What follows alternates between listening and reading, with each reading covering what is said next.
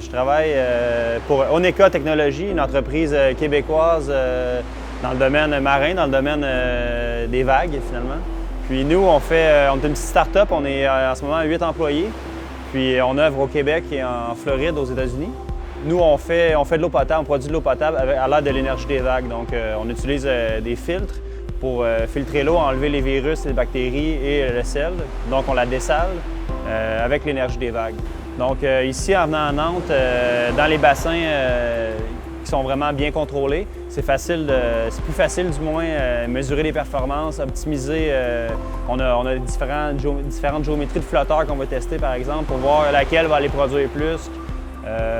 On peut vraiment contrôler les vagues en entrée, faire vraiment des choses réelles aussi, mais à plus petite échelle, et mesurer un tas de choses qu'on ne pourrait pas faire normalement sur notre installation en Floride. Centrale Nantes s'imposait comme le top, c'est notre premier choix, vu la grosseur du bassin et aussi l'expertise qu'il y a localement ici à Nantes. On a un employé qui s'appelle Elliot qui vient d'ici, il connaissait déjà un peu le bassin, les installations.